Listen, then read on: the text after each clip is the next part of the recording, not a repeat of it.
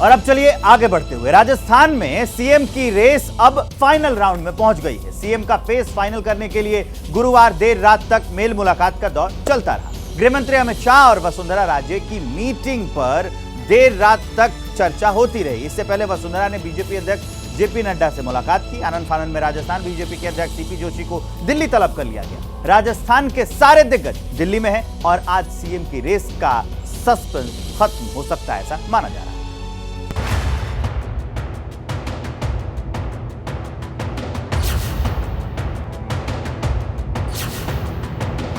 राजस्थान के सीएम को लेकर चल रहे सस्पेंस के बीच पावर सेंटर दिल्ली में वसुंधरा राजे की यह तस्वीर खास है। ये एक तस्वीर राजस्थान में मुख्यमंत्री की कुर्सी को लेकर चल रहे सियासी दांव-पेंच का सार है। तस्वीर उस वक्त की है जब वसुंधरा राजे बीजेपी अध्यक्ष जेपी नड्डा से मिलने उनके घर पहुंची थी। साथ में बेटे दुष्यंत सिंह थे और हाथ में था दस्तावेजों का मोटा बंडल। इन दस्तावेजों में लगी ये येलो और पिंक स्लिप बताती है कि कागजात लेकर खास तैयारी के साथ वसुंधरा नड्डा से मिलने पहुंची थी। दिन भर इंतजार के बाद महारानी को नड्डा से मिलने का समय मिला था। रात करीब 8:15 बजे शुरू हुई यह मुलाकात 1.5 घंटे तक चली। सूत्रों के मुताबिक इस मुलाकात के दौरान वसुंधरा राजे ने नड्डा को पूरा प्रेजेंटेशन दिया। वसुंधरा अपने साथ राजस्थान के हर लोकसभा क्षेत्र का हिसाब लेकर आई थी। उन्होंने नड्डा को बताया कि किस लोकसभा क्षेत्र में बीजेपी का प्रदर्शन कैसा रहा। वसुंधरा ने विधानसभा चुनाव में पार्टी के प्रदर्शन की रिपोर्ट भी नड्डा को दी। महारानी ने पार्टी अध्यक्ष को बताया कि पार्टी विधानसभा स्तर पर क्यों जीती और क्यों हारी, किस नेता ने किसी उम्मीदवार को टिकट दिलाया और वो क्यों हारा, इसका भी लेखा जोखा वसुंधरा ने नड्डा के सामने रखा।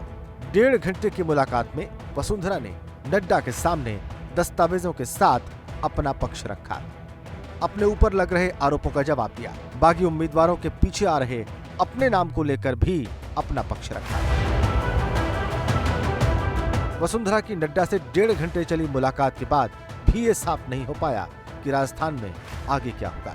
सूत्रों के मुताबिक नड्डा ने सरकार गठन में वसुंधरा की राय जरूर मांगी। नड्डा से मुलाकात के बाद वसुंधरा की अगली मीटिंग गृह मंत्री अमित शाह के साथ हुई। यह मुलाकात आधी रात के बाद तक जारी रही। इन मुलाकातों के बीच में ही राजस्थान बीजेपी के अध्यक्ष सीपी जोशी को दिल्ली तलब किया गया था। आनंद फानंद में सीपी जोशी जयपुर से उड़कर दिल्ली पहुंच गए। आज दिन में सीपी जोशी की जेपी नड्डा से मुलाकात हो सकती है।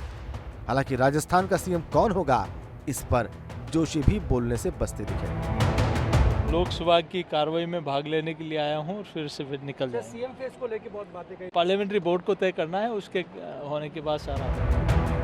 यानी राजस्थान में सीएम फेस की रेस अब फाइनल राउंड में पहुंच चुकी है,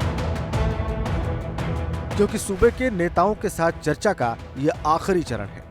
इससे पहले गुरुवार को लगातार तीसरे दिन पीएम मोदी के साथ अमित शाह की बैठक हुई। ये बैठक करीब 2 घंटे तक चली। इससे पहले बुधवार को करीब 1.5 घंटे की बैठक हुई है। मंगलवार को पीएम अमित शाह और नड्डा के बीच 4 घंटे तक मंथन हुआ था। पीएम से मुलाकात के बाद अमित शाह जेपी नड्डा से मिले।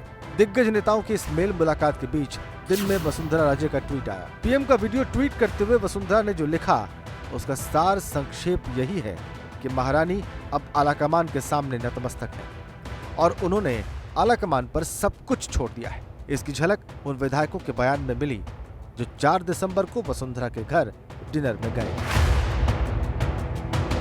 निर्णय जो है वो केंद्र नेतृत्व के हाथ में। जो राजस्थान में जो अराजकता फैली हुई है, वह भ्रष्टाचार, आतंकवाद, भूमाफिया और समझिए कितनी हत्याएं, बलात्कार जो हो रहे हैं, तो इससे जनता त्रस्त हो चुकी है। तो मैं समझता हूं कि जो हमारे केंद्रीय नेतृत्व कोई अच्छे व्यक्ति को ऐसा मुख्यमंत्री बनाएंगे। भारतीय जनता पार्टी का कार्यकर्ता जो विधायक बना है, निश्चित तौर पर उनकी डिमांड एक ही है कि कमल का फूल मुख्यमंत्री होना चाहिए और मेरी भी यही है। केंद्रीय चुनाव समिति को तय करना, संसदीय बोर्ड को तय करना है और जो केंद्रीय चुनाव समिति तय करेगी, संसदीय बोर्ड तय करेगा, वही सीएम का चेहरा होगा। दिल्ली दरबार में चल रही इस भागदौड़ के बीच राजस्थान से ऐसी खबर आई जिससे नया विवाद शुरू हो गया। किशनगंज से बीजेपी के विधायक ललित मीणा के पिता हेमराज मीणा ने वसुंधरा के बेटे दुष्यंत सिंह पर बाड़बंदी का आरोप लगा दिया। मीणा ने आरोप लगाया कि दुष्यंत ने विधायकों को जबरन होटल में रोका। तो दुष्यंत सिंह जी ले गए थे साथ में। अच्छा, मारपीट का वही लड़ाई झगड़े में उतारू था।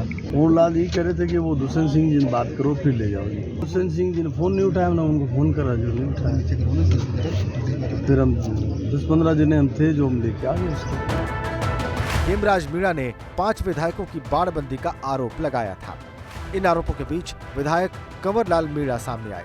कंवरलाल मीणा ने आरोपों को गलत बताया और कहा कि सभी विधायक अपनी मर्जी से रिसोर्ट में रुके। हमने अपना राजस्थान होटल लिया, रात की करीबन 2:30 बजे 30-35 लोग आए, एक भी आदमी परिचित नहीं दिखा। तो मैंने ललित को ले जाने के लिए मना कर दिया, कोई हाथापाई नहीं है। फिर थोड़ी देर बाद उनके पिताजी आ गए, उनका बेटा है सहकौशल उनके साथ भेज दिया।